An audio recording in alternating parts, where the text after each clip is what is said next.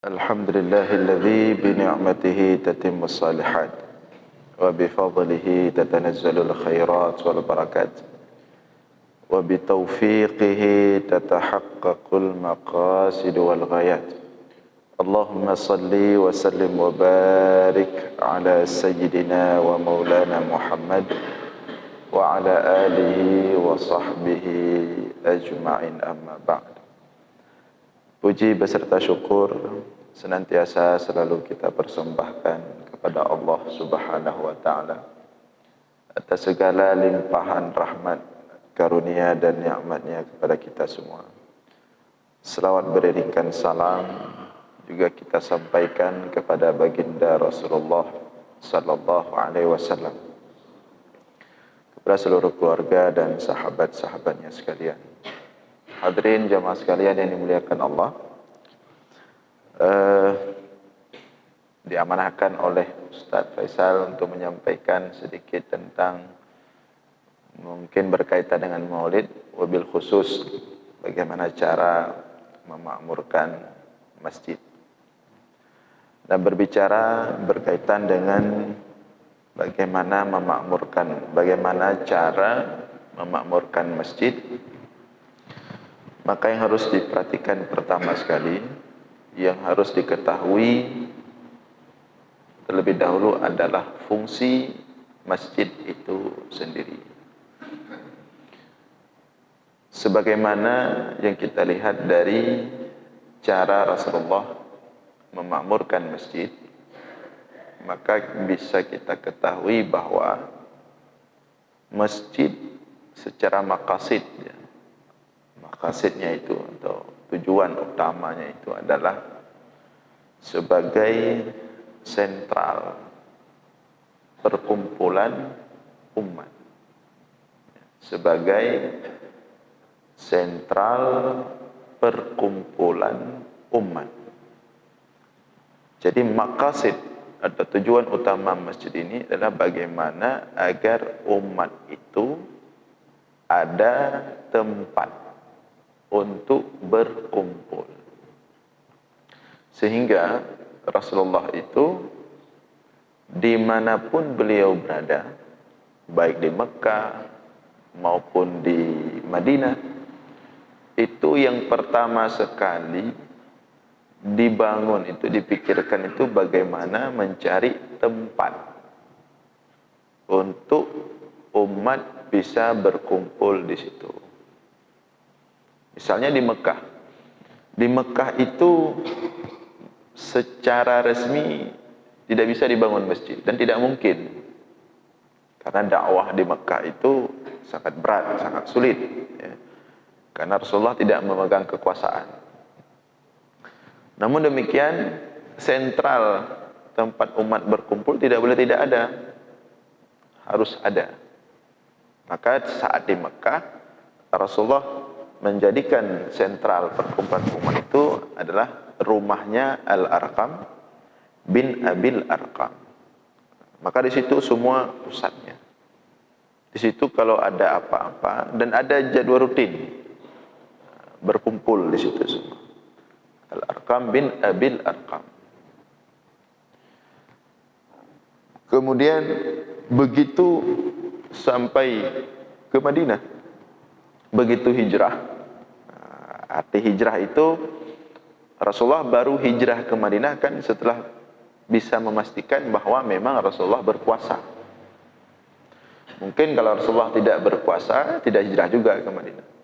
Tapi karena Rasulullah telah memastikan setelah baiat yang pertama, baiat yang kedua, setelah menyaksikan langsung antusias masyarakat Madinah menerima Rasulullah, maka Rasulullah baru memutuskan atas perintah Allah untuk melakukan hijrah ke Madinah.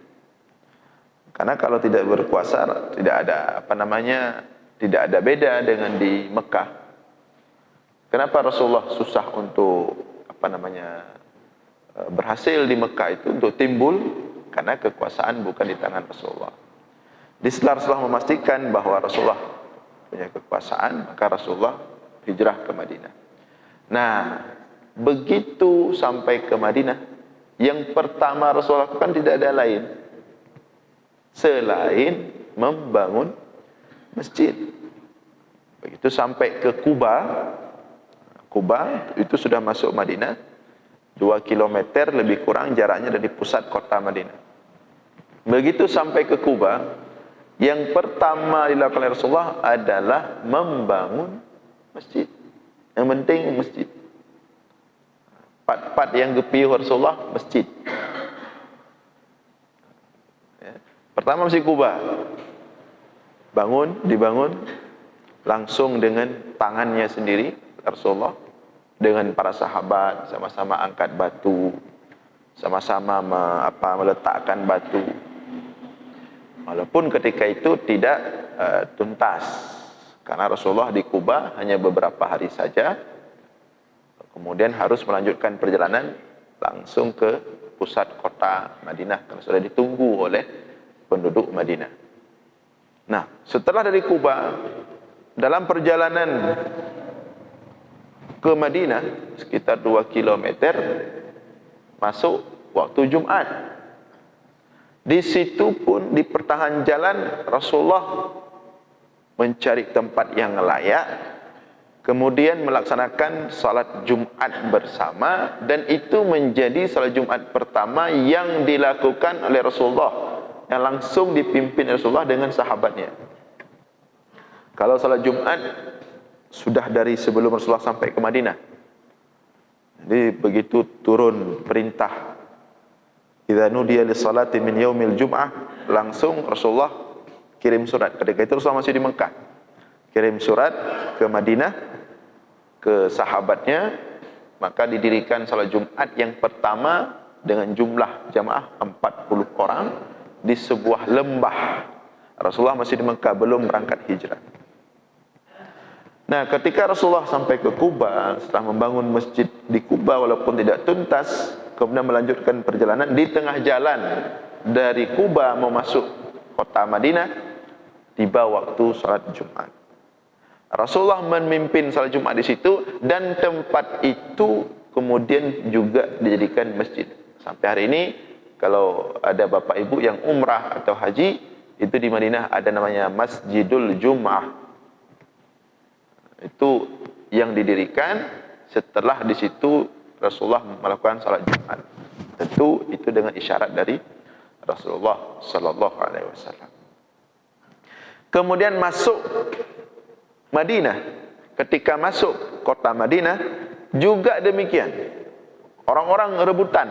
Di ketika menyambut Rasulullah itu, orang-orang berebutan rupa-rupa mat talo unta Rasulullah untuk yak pejamai Rasulullah.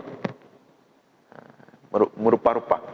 Ya maknya Rasulullah ni tepi rumah ulun, jak lain tepi rumah ulun, merupa-rupa yak pejamai Rasulullah. Tapi kata Rasulullah, khallu, lepaskan, biarkan si onta ini berjalan sendiri. Bena yang mat bahijak keroi, fa innahu ma'mur. Karena onta ini diarahkan oleh Allah, bena yang tun. Jadi hanggu bima mesti. Maka onta itu terus masuk kota Madinah, putar-putar, keliling-keliling. Tiba-tiba dia berhenti di sebuah tanah milik 2 orang anak yatim. Pas di depan rumah Abu Ayyub Al-Ansari. Apa tujuan onta itu berdiri di situ? Tujuannya adalah untuk memberi tanda disitulah yang layak dibangun masjid. Begitu turun Rasulullah dari onta, kalimat pertama yang diucapkan oleh Rasulullah, milik siapa ini tanah? Siapa tanahnya? Maka orang-orang berbicara, bisik-bisik, akhirnya dapat ini tanah punya 2 orang anak yatim. Yatim. Dia punya wali. Rasulullah panggil walinya. Datang walinya, di situ Rasulullah mengungkapkan, ini rencana mau kita bangun masjid di sini. Berapa? Samin. Taruh harga, berapa harga tanah ini? Kata wali 2 orang anak yatim itu, tidak apa-apa ya Rasulullah, tanah ini ambil saja. untukmu dan untuk keperluanmu. Rasulullah mengatakan, thamin. Harganya berapa, saya tanya. Yum padit. Kata oleh anak itu, kenapa Rasulullah? Cak yuk. Kata Rasulullah, thamin. Harganya berapa? Di sini penting. Dia mentang-mentang tanya pedang masjid, pedang tempat pendidikan, peremeh harta gau, Allah drone menyan pi kan ijuk gede. Tak boleh. Ya, Rasulullah tak seperti itu. Thamin, harga berapa? Apalagi itu punya anak yatim. Rasulullah bersikukuh tidak mau digratiskan, harus buat harga. Akhirnya karena sudah dipaksa oleh Rasulullah, dibuat harga sesuai dengan standar harga tanah di Madinah ketika itu. Kemudian Rasulullah mengatakan kepada para sahabat, ini tanah harga segini. Kiban, kumpul pen macam apa? Baru kemudian kumpul seala kadar ya, sahabat ketika itu, maka kemudian langsung dibeli tanah itu pada hari itu langsung. Setelah dibeli, kemudian dibersihkan. Ada kuburan-kuburan lama orang-orang musyrik dibongkar semua. Ada pohon-pohon ditebang semua. Langsung dibangun Masjid Nabawi. Setelah sudah jelas tanahnya, sudah jelas arsiteknya, baru kemudian Rasulullah mau masuk ke rumah dijamu ke rumah sahabatnya, yaitu rumah Abu Ayyub Al-Ansari radhiyallahu taala anhu. Jadi yang pertama masjid dulu. Itu sentral umat itu. Maka sebagaimana kita katakan tadi bahwa masjid adalah sentral untuk perkumpulan umat, sehingga Rasulullah sangat marah. Ini kita dapat di mana letak kenapa hukum salat jamaah itu fardu kifayah. Kenapa Rasulullah sangat marah kalau orang enggak pergi jamaah sampai diancam mau dibakar rumahnya. Nah, tujuannya tadi, orang yang karena masjid sebagai sentral perkumpulan umat, orang yang enggan ke masjid itu benih-benih menghancurkan persatuan umat. Maka Rasulullah mengatakan dalam sebuah hadis dalam Sahih Bukhari, laqad hamamtu, aku sangat ingin an amuran nas, untuk memerintahkan orang-orang. Begitu tiba waktu salat, semua mereka ke masjid. Kemudian aku perintahkan satu orang untuk mengimami salat. Kemudian aku pergi cari kayu bakar, kemudian pergi ke rumah-rumah orang yang tidak mau keluar salat jamaah untuk aku bakar rumah mereka. Kuat, berat bengih Rasulullah. Jadi bahasanya kunuk tet. Nah, rumah-rumah orang yang hantam terbit jak semayang jamaah di hotel masjid. Tapi tidak Rasulullah lakukan. Cuman artinya Rasulullah ingin mengungkapkan rasa kesalnya. Bengih tak Rasulullah.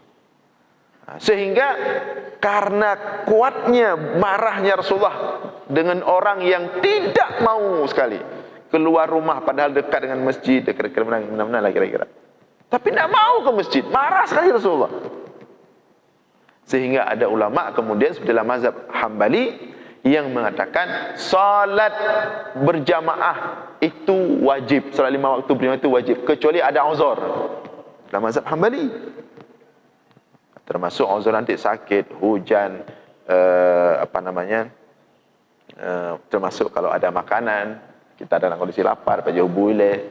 Pokoknya dalam mazhab mereka salat berjamaah itu wajib karena berat penekanan Rasulullah. Ditambah ada hadis lain, la salata li jaril masjid illa fil masjid, tidak sah salat tetangga masjid kecuali di masjid. Walaupun kemudian diperhalus oleh ulama, pemahamannya tidak sempurna salat orang yang tinggal di dekat masjid kalau dia tidak salatnya di masjid. Sehingga kemudian dalam mazhab kita, mazhab Syafi'iyah, pendapat yang paling kuat, salat berjamaah itu adalah fardu kifayah. Bukan sunat, fardu kifayah. Ada orang yang fikir alah fardu kifayah kan sunat. Lemah. Salah. Orang mengira lebih kuat sunat daripada fardu kifayah. Enggak. Lebih kuat fardu kifayah daripada sunat. Karena resiko meninggalkan kalau dia itu fardu kifayah, resiko tidak terlaksana lebih besar daripada sekedar sunat. Kalau salat berjamaah itu sunat, maka ada tabuh gampung hana sojak masjid, hana sobang, hana azan, hana ikut jemaah, nya hana dosa yang tabuh gampung. Nya sunat. Sebab sunat mai rumah dah. Tapi kalau fardu kifayah, ita mengwate semayang, hana so azan, hana so kamat, hana so pedang salat jemaah, man tabuh gampung tanggung dosa. Jadi resiko fardu kifayah itu lebih berat daripada sekedar sunat. Maka coba kita lihat sekarang. Betapa banyak kampung-kampung dan dulu sekitar kita yang menasah, apalagi di pelosok, di bawah waktu solat, khususnya solat zuhur, solat asar, itu tidak ada azan, tidak ada iqamah, tidak ada yang mendirikan solat jamaah. Maka setiap hari kampung-kampung itu mau urang malim dalam kampungnya, urang careng, urang saleh mandung tanggung dosa tip pada semayang. Yang napri dosa maghrib dengan isya tak. Jadi berat resiko fardu kifayah itu. Rasulullah mengatakan, "Ma min thalathatin fi qaryatin la tuqamu fiha as-salah illa istahwadha alaihimus syaitan." Tidaklah 3 orang fi qaryatin, di suatu kampung, la tuqamu fiha as-salah, masuk waktu salat tidak ada yang azan, tidak ada yang iqamah, tidak ada yang jadi imam, illa istahwadha alaihimus syaitan, maka kampung tersebut dikuasai oleh syaitan. Jadi menyolam Hanafi, lam mazhab Hanafi, Ibnu Hambali, menyolam mazhab Hanafi. Beliau mengatakan, kalau ada satu kampung tiba waktu solat, tidak ada yang azan, tidak ada yang iqamah, tidak ada yang mendirikan jamaah, maka kampung tersebut boleh diperangi. Jika tak mahu dengan kampung, tak kau takut dia Madura. Kira-kira seperti itu. Karena dalam mazhab dalam mazhab Hanafi, berdasarkan hadis yang barusan kita baca tadi, beliau menyatakan salat berjamaah itu salah satu syiar. Arti menyatakan tanda sabuh gampungnya betul-betul orang Islam bukan takalan bak sama jamaah. Nah sama jamaah, di kampungnya kampung orang Islam. Masuk waktu salat, tidak ada jamaah, berarti kampungnya kampung orang Islam. Ajak perang juga dia. Itu semua dari mana datang hukum-hukum itu? Datang dari seriusnya. Dari kuatnya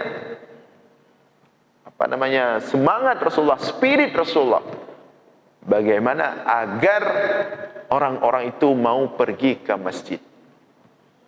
Agar umat itu berkumpul. Tadi tujuan utamanya. Sehingga ketika di Madinah itu, ya kan orang jauh-jauh tinggal. Ada yang di Kuba 2 km ke Madinah, ada yang seberang timur, ada yang seberang barat, ada yang selatan. Jauh-jauh becut, ada yang 2 kilo. Dulu jalan kaki. Sehingga ada sebagian sahabat yang buat masjid-masjid sendiri. Cuman bukan masjid jami. Cuma untuk 5 waktu salat saja, tidak ada Jumat. Meskipun di beberapa tempat ketika itu sudah ada tempat salat sendiri, katakanlah bahasa kita sekarang menasahlah. Namun Rasulullah mewajibkan setiap salat Jumat dimanapun, di masjid manapun, semuanya harus berkumpul di Masjid Nabawi. Tip Jumat, umat harus berkumpul semuanya. Tip Jumat. Maka itu dasar kemudian kenapa di sebagian tempat masih dilaksanakan solat iadah zuhur. Ada sejarahnya. Jadi menyertai mufhum sejarah, hukumnya mudah terdeteksi. Pakal mana? Latari mana? Kemudian sirah nabawiyah itu penting, sejarah Rasulullah. Dari sejarahlah kita dapat, oh ini begini, ini begini, ini begini.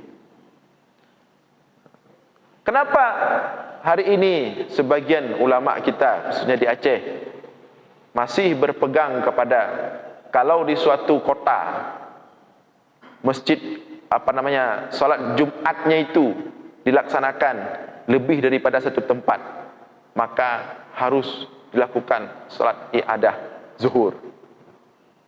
Karena memang di Madinah seperti itu. Pada masa Rasulullah sallallahu alaihi wasallam tidak ada salat Jumat lebih daripada satu tempat. Tidak ada salat Jumat di luar Masjid Nabawi. Apakah tidak ada masjid lain? Ada ketika itu. Ada Kuba, bahkan lebih di luar Masjid Kuba daripada Masjid Nabawi. Ada tempat-tempat salat yang lain ada. Tetapi khusus hari Jumat, Rasulullah mewajibkan semuanya. Karena harus berkumpul umat ini. Paling kurang seminggu 3.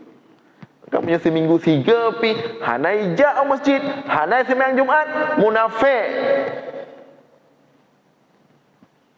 Itu landasan kenapa orang yang 3 kali berturut-turut tidak pergi Jumat ke masjid, menyotingkat Jumat pi 3 minggu 3 hana tro masjid, maka Allah stempel dalam hatinya itu kemunafikan. Jadi begitu Jumat semua pergi ke Masjid Nabawi. Tidak ada pelaksanaan Jumat di tempat yang lain. Mafhum mukhalafahnya apa? Mafhum hukumnya. Artinya tidak boleh ada Jumat lebih daripada satu tempat. Berarti menyona apa makna ji? Kalau ada maka tidak sah. Yang kedua itu sesuai dengan praktek Rasulullah. Maka menyona urungkeun punya ni adah lehunya. Hana dasar yang 4 dasar hukum. Rasulullah yang mewajibkan sendiri tidak boleh ada Jumat di satu kota lebih daripada satu masjid. So kena lawan ya. Berarti menyona lebih hana sah yang kedua ya, yang kelih yang keempat dan seterusnya. Kemudian timbul persoalan. Kipan cara tauku? Karena yang sah yang pertama. Cara tauku yang ponta. Ikut talu semua yo, na masjid mengpluh bo. Pedang Jumat. Yang pun. Tip-tip Jumat yang pun azan, nyampe beda pendapat. Ada yang mengatakan diukur yang pertama itu dari azannya. Ada pendapat yang mengatakan diukur yang pertama itu ketika khatib naik mimbar. Ada pendapat yang mengatakan diukur yang pertama itu ketika khatib pertama menyampaikan khutbah. Akibat dan ukurnya. Dan ukur musuhnya Jumatnya mensabah kota Luk Semawe. Yang pun Jumatnya yang pun mulai Jumat masjid tanya masjid Panggul. Hebat dan ukurnya. Maka karena tidak ada ukuran yang toh yang pun yang kena yang pun yang sah, sehingga ihtiyatan sebagai apa istilahnya ihtiyatnya? Sebagai wanti-wanti. Kadang-kadang kon masjid tayo pun kahana sah dari Jumat, maka dilakukan iadah zuhur. Itu dasar kedudukannya. Jadi menyona urang mantang iadah lehu, dia ada landasannya. Walaupun jumhur ulama hari ini sebagaimana dalam kitab Bughyatul Mustarsyidin, dalam kitab Al-Fiqhul Islami wa Adillatuh, itu sudah diuraikan. Untuk saat ini hukum itu sulit untuk kita terapkan. Karena mungkin sabuh masjid, sabuh kota lu semua sabuh masjid betul. Mandum murung man sabuh kota lu semua sembahyang Jumaat masjid Islamic Center. Lot. Halat.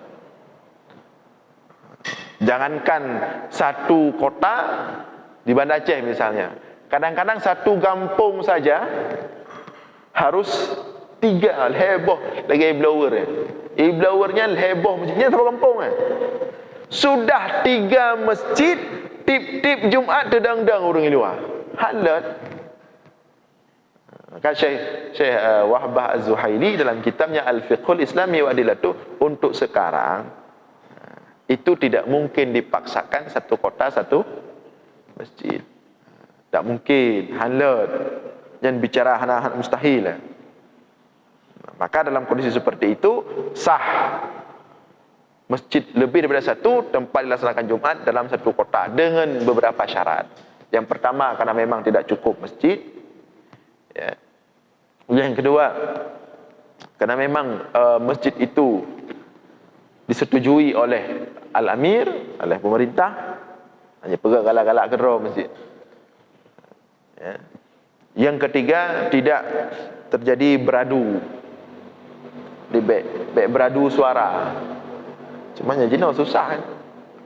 Azan tanya cuma pok-pok azan tu. Ada tu krim jauh lebih. Azan nyo ngak azan je. Tapi kakak menalah gimana perut teman. Atuk wateroi.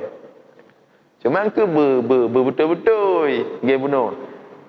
Boleh kalau satu masjid tidak cukup kapasitasnya sudah berlebihan. Halat baru perkelain. Cuma yang hek jina katanya masjid ubi raya total lah. Orang kosong. 2 bosak. Leh bosak. Padahal kapasitas masjid 30 bosak, 40 bosak, 50 bosak. Yang hadir 10%, leh bosak.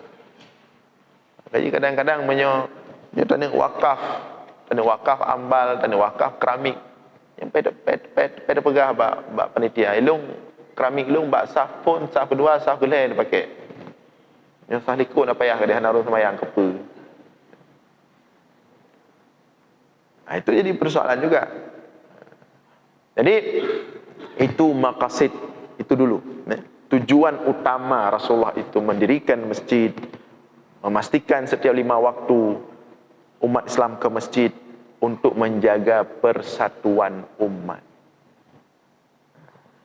Maka Rasulullah pada masanya bersama para sahabat itu tidak ada yang tidak pergi ke masjid setiap waktu salat. Beratak tegur oleh Rasulullah. Begitu mau salat didirikan, Rasulullah berdiri. Kalian tarasu wa'tadilu sawwu sufufakum fa inna taswiyatas sufuf istaqimu, macam-macam lah. Perhatikan. Begitu terdeteksi ada sahabat yang tidak datang, langsung dijemput. Kacau. Maka kata Abdullah bin Mas'ud, walaqad ra'aituna wa ma yatakhallafu anha illa munafiqun ma'lumun nifaq. Kata Abdullah bin Mas'ud, dulu pada masa kami tidak ada yang tidak pergi ke masjid setiap salat 5 waktu kecuali munafiqun ma'lumun nifaq. Orang munafik yang sudah dimaklumkan kemunafikan. Cik kata turi je hijack masjid. Kepada Rasulullah. Walaqad kana rajul, kata Allah bin Mas'ud, walaqad kana rajul, kalau ada orang yang tidak pergi dan dia orang beriman, diperintahkan oleh Rasulullah, jemput. Datang 2 orang, jemput petugas. Menyuhai kejap lemah, yuhada bainar rajulain, dipapah, digendong. 2 orang memapah mengendongnya, dibawa ke masjid hatta yuqama fis saf, kemudian diletakkan di saf salat. Jadi ketika itu memang Rasulullah sedang ingin memastikan betul bahawa tidak ada yang tidak pergi ke masjid salat berjamaah 5 waktu. Maka kita bisa ukur sekarang. Jangan ukur sabah-sabah kampung yang kompak, hana kompak, kalau mentang masjid. Kalau penduduknya rame, padat, tapi yang ke masjid cuma 1 saf, 2 saf, yang kata tahu di hek tak tepat kampung. Susah tak? Dari Hinan je tahu. Tapi kalau ada tempat gampung atau kemukiman atau komplek, bahkan komplek, suatu komplek tidak besar, buat menasah musala, tapi begitu kita datang ramai orang yang datang, ramai, tengok 5 hotel sembahyang ramai orang. Ini tandanya kompleknya atau kampungnya atau kemukimannya nya kompak orang. Maka Rasulullah mengukur dulu, mengukur sejauh mana mampu Rasulullah, sejauh mana Rasulullah memastikan kondisi umat itu betul-betul solid. Itu dari solat 5 waktu. Menan hanadik tidak, kita yang aja pekan. Ciacok dah. Ni hanjut tinggal. Menyokah tidak hanadik, dia cok je nyompekah. Puan apa kali? Peka karuh sajana wal lain. Itu dipastikan seperti itu. Maka kemudian Rasulullah pun mencari berbagai macam cara agar ada faktor pendukung lain. BP kitanya kibancara orang betruk masjid. Pu yang jejit, hanya cik lagi. Minta cara faktor pendukung. Rasulullah seperti itu. Setelah menyampaikan bahawa salat jamaah itu harus ke masjid, salat 5 waktu harus ke masjid, yang hanajak masjid, yang terindikasi munafik, yang hanajak masjid kena rumah ji. Setelah Rasulullah memastikan seperti itu, menyampaikan penegasan-penegasan seperti itu, Rasulullah menyiapkan masjid yang memang siap, yang memang nyaman, orang enak di masjid. Dibuat oleh Rasulullah. Di antaranya masjid itu harus, yang paling utama dulu, harus bersih, beglih masjid. Luar dalamnya harus betul-betul bersih. Yang utama lah. Yang kena pabih peng masjidnya, phone kebersihan lah. Kebersihan, kenyamanan. Maka Rasulullah sangat marah sekali kalau ada orang yang buat masjid kotor. Sampai Rasulullah pernah geklik roi mata, musuh-musuh klik. Ada orang buang ingusan. Leh kiban cara bak gehi hidung tumpuk bak dinding masjid, tam tumpuk. Yan. Pernah ni pasal Aceh. Ini menempel di masjid. Pulang Rasulullah entah dari mana pulang, menan gewa Rasulullah gedam masjid kada hatayan pun. Trip gedam. Ya. Langsung ke pergi geklok ke. Terkejut sahabat dia. Hang gebir Rasulullah putar masjid. Sedih dah Rasulullah. Ya so sampai hati putar masjid. Kelok. Dan lihat so yang kau masalah hajur akhiran. Maka kemudian dalam fikih, ya, dalam fikih dibahas di situ, membuat masjid itu kotor, ada tataran hukumnya makruh, ada pada tataran hukumnya haram.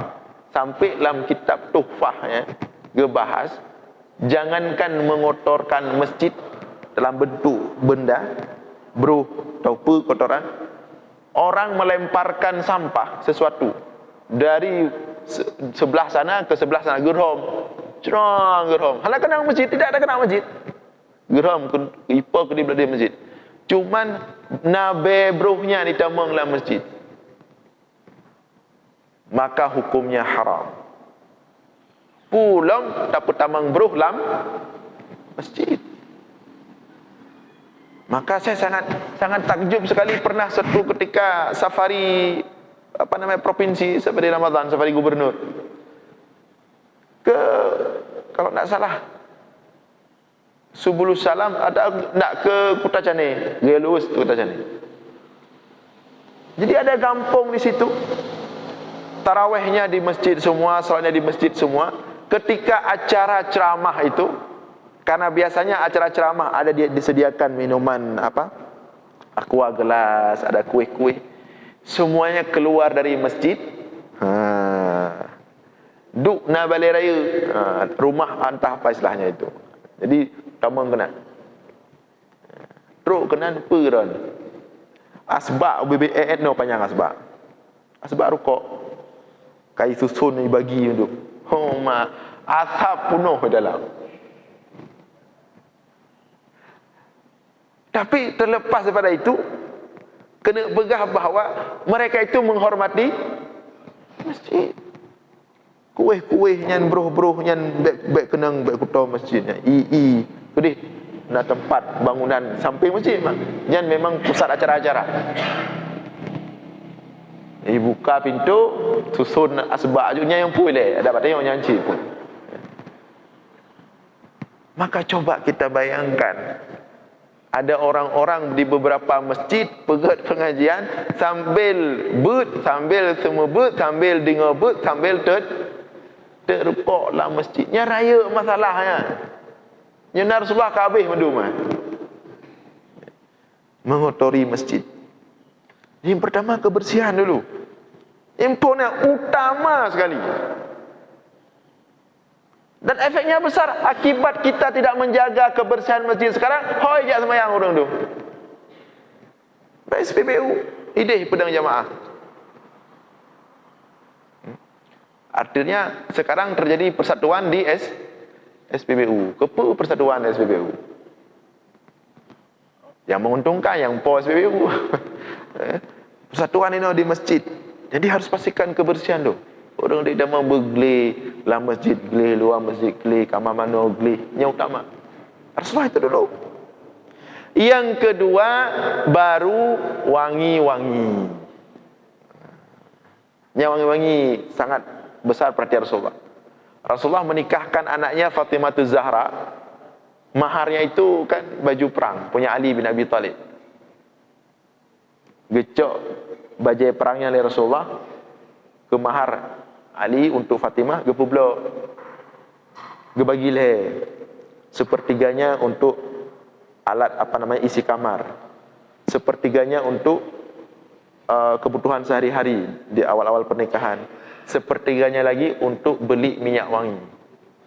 Jadi punya kira-kira bajet perangnya 10 juta lagut, 10 juta ke pakai kasut kamar, 10 juta persiapan awal-awal pernikahan, 10 juta tu geblo minyak wangi. Jangan dianggap sepele minyak wangi itu. Rasulullah itu sangat sensitif. Menyemubah hanapah hampah je. Nak tanggung-tanggung Rasulullah. Tengah ke semubut, gekalan nah sahabat-sahabat yang kalau tikai go, gekun je. Malakum la tatawassaku. Nya tikai go dia baru tabu dia. Dia nak tikai go lah. Jadi masjid itu harus wangi-wangi. Maka kalau di Arab itu ada namanya bukhur. Bukhur itu wangi-wangi yang dibakar. Nah, di Masjidil Haram, Masjid Nabawi. Jadi setiap pagi itu datang panitia pengurusnya. Tut biria tut. Dibi asap wangi itu.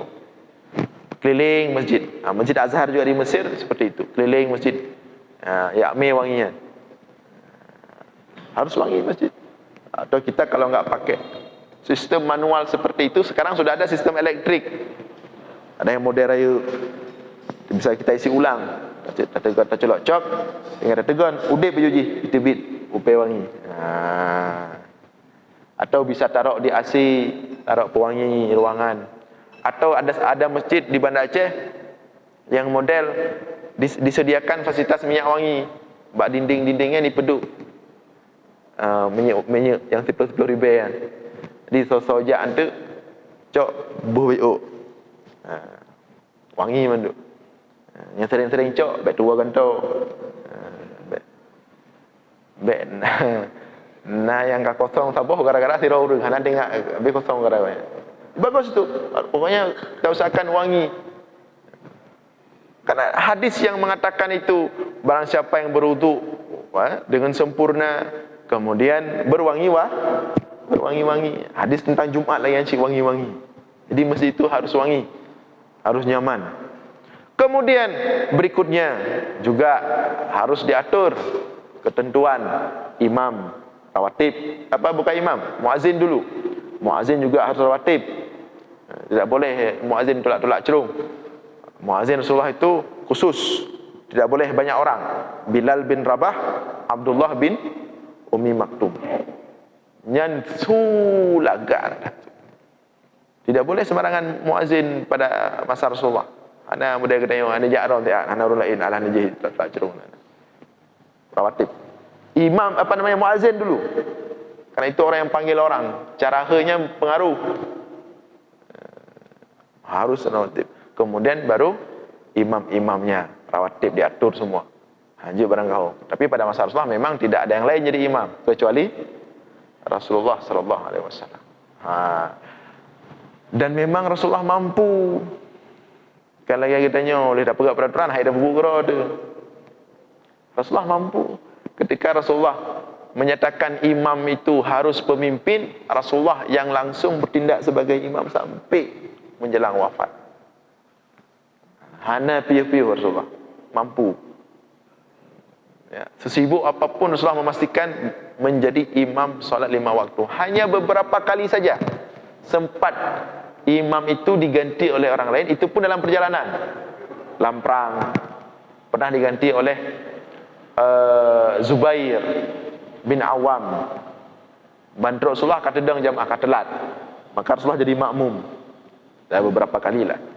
Itu pun di luar masjid. Tapi selama Rasulullah di Madinah, ya, di Masjid Nabawi, tidak pernah imam salat itu selain Rasulullah sallallahu alaihi wasallam. Dia bertanya oleh pengurus BKM, bertanya ke, ya, tidak pernah Rasulullah.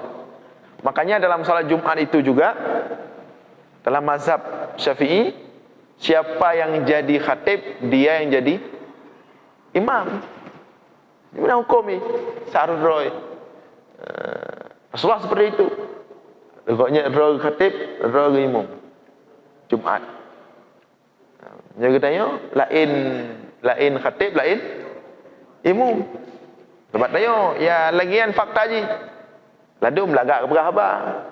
Kita ida imam kat adalah. Nah, atau ladum lagak ada kedai imam. Tiga khatib kam jauh. Kalau dulu Rasulullah, para sahabat itu memang mereka selain ulama, hafiz semua, suaranya, makhraj, sifatul hurufnya, tajwidnya, nampu isa madu, mana cerita yang nak lawan. Kemudian baru dihiasi dengan kegiatan-kegiatan, dibuat pengajian, dibuat majlis zikir seperti ini. Dan pengurus harus ramah. Rasulullah itu setiap selesai salat itu, ya, Assalamualaikum, langsung menghadap ke jamaah. Kan itu sunat. Di beimum kasala mentang ke dia kiblat. Pu kala lah. Hadap ke jamaah. Itu sunat itu. Hadap kala ziraro kala. Sunat. Tiga hari lah urang.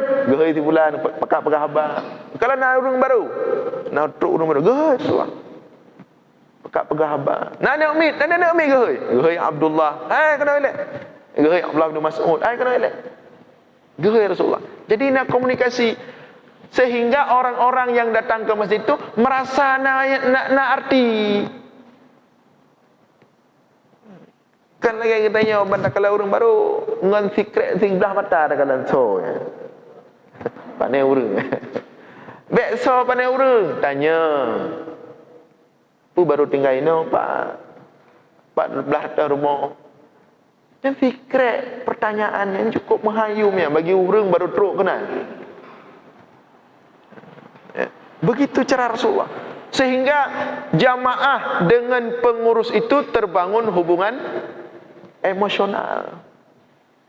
Sampai di nasabah masjid didata jamaah-jamaah tetap. Kalau ada yang sakit, BKM datang.